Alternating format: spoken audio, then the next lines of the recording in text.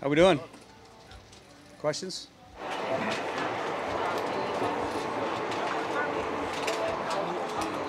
With as much pressure and struggles in the run games as you had last week, what do you look to do to move forward from that? What have you seen from that group out here this week to get that corrected? Well, all we can do is get better. Curtis. I was just talking to a couple guys. Just the way the whole game went. You couldn't have convinced me going into that game that that's the way that we were going to perform. I mean, we've performed really well here in practice against a great defense out here. In training camp, we performed well in the preseason. So I was convinced that we were going to go out and have a real solid game. But it was one of those first games, and we made some mistakes. We were very inconsistent. So I mean, I have no doubts that we'll be better, that we'll improve, we'll get better in all the areas. Usually the second game, obviously from the first game, you correct a lot of things, and I have no doubts that we'll be able to do that. Tom Cable mentioned a couple of kind of early plays that kind of gummed things up when it came to rhythm. How do you set those guys up to maybe avoid that? Well, Jim, we're always trying to set them up to do that, but we just had some really an unfortunate start. We didn't start the game very well. We had a couple minus yardage plays, those kind of things. Got a sack early, and just kind of started the ball rolling in the wrong direction. And we were doing things to try to get all those things corrected, and to help us get going. But the problem was, we went 3 and out and 3 and out and 3 and out, and it doesn't matter what's going on. I mean, the rhythm is not there, and the execution wasn't there. The communication wasn't there, and that was something that we were trying to get corrected. How related as to what you guys are doing on third down to how willing or able you are to call run plays and run more consistently? Yeah, I mean, all that plays into it, but third down for sure. I mean, when like I said, when we're going 3 plays and out, it doesn't matter, if it's 2 passes in third down or 2 runs in third down or running a pass, you have to be able to convert third downs to be able to get in that rhythm. It'd be nice to stay out of third down, go first down, second down, first down. You can do that as well, but we weren't able to get that rhythm to be able to do that. Do you sense during a game, man, I need to call more runs just to call them, just to be more balanced? Do you have a sense of that, or you can't worry about that? No, I mean, I have a really good feel of the numbers, of how much run, how much pass. I still have to call the game, but with not worrying about some of those things. But I mean, there's definitely times it's like we need to try to establish something, try to get a few runs in there, because it really helps us to set up other things. I tell our guys all the time, I mean, if we get 1 yard on a run, then it's positive for us. The one thing we have to avoid is those negative yards runs, and we had a few of those to start and throughout the game.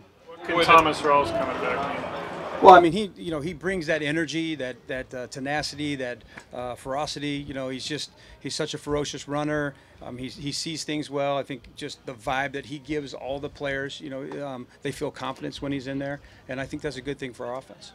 When you have a game like that and then you get going with the up tempo, is there any temptation to want to do that more and kind of keep going with that, or is that always going to be sort of a thing you think? So are you referring like at half, or which part were you referring to the up tempo? Well, yeah, at the half when you had success doing that. Yeah, because at half I wouldn't say that was really up tempo. I mean, we had 3 run plays in a row, and they called timeout every time. And then I think we hit a big pass, was out of bounds. Then we scrambled, it was out of bounds. So all those plays, and then we threw incomplete to Tanner, and then we threw incomplete to Jimmy, and all those were just within the flow. We got in a pretty good rhythm there, and I think that's the thing that you can see. We've played really well tempo-wise in the preseason when we're able to put some plays back to back. I mean, it feels like we're playing faster. So at the end of the half, I think that's really what it was. We really weren't even in a 2-minute situation at the half. Now there was one in the second half where we got more plays and kind of in that up tempo that you're talking about. I will tell you, Bobby, something we're really good at, and something that we practice a lot, and so we have great confidence in it. And so whenever we feel like we can jump into it, we're confident that we'll do well in that. When you were a quarterback, did you like it, and why? Yeah, I mean, I think sometimes it simplifies things a little bit, and not to the one thing that I think we're always trying to do is keep things as cutting edge as you can without confusing everybody. So there's that fine line that you're always trying to walk to make sure everybody's like, okay, we got these assignments cold and we can play fast. We don't want to slow our guys down. When you go to that hurry ups, that menu is kind of small. It's smaller. Everybody knows those plays. They're comfortable with them. We've used them for a long time, and I think sometimes it is able to narrow their focus a little bit. And sometimes it helps you get rolling. How much freedom does Russell have in those situations to dictate the plays? Well, there's a lot of freedom. You know, I mean, we have a lot of the book. It depends on out of bounds. You know, if the plays, if we still have the clock's running. You know, if we complete it in bounds, we run it in bounds. Those type of things will determine. You know, if I'm giving him play, if he's running with the toolbox list of plays that we give him. You know, so it just kind of depends on the situation. They're not all check with knees then in 2 minutes. No. Mm-mm.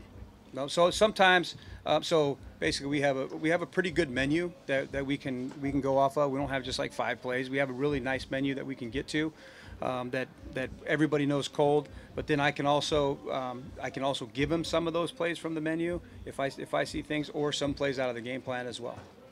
Jimmy didn't have his best game. When you went back and looked at the film, both from a blocking standpoint and a receiving standpoint, what did you see?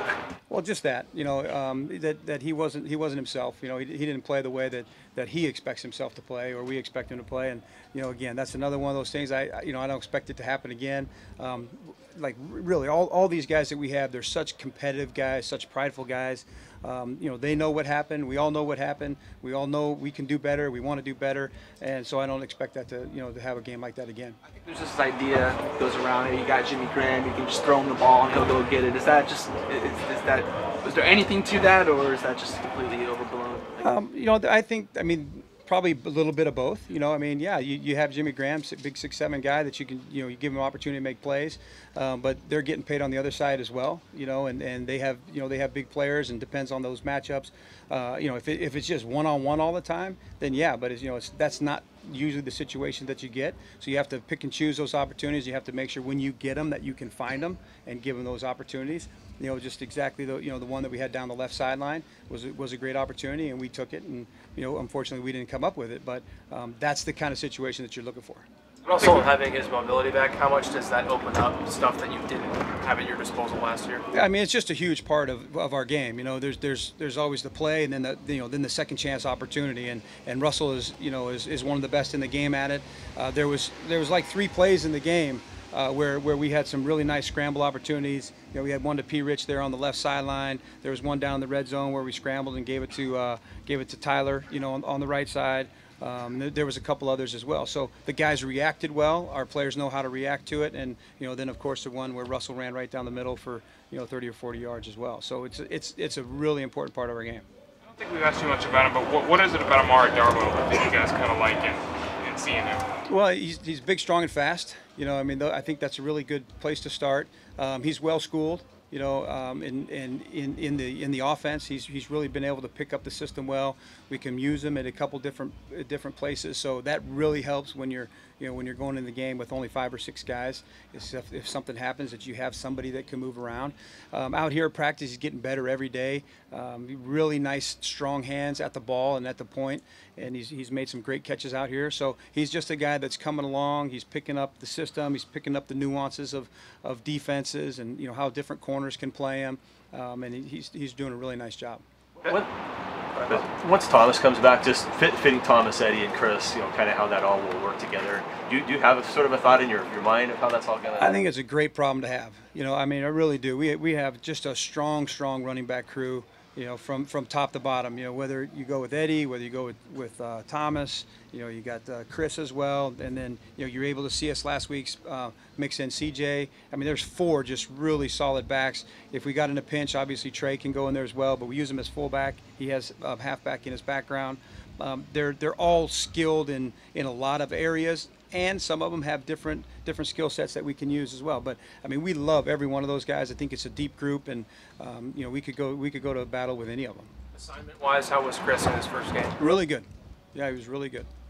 Tom Cable was up here yesterday saying, running the ball 15, 16 times or whatever just isn't enough to win. When you hear that, do you think is that more like just the style of the Seahawks way of playing, or do you agree with that mentality at all? No, I agree with it. I mean, you got to know who Tom Cable is too.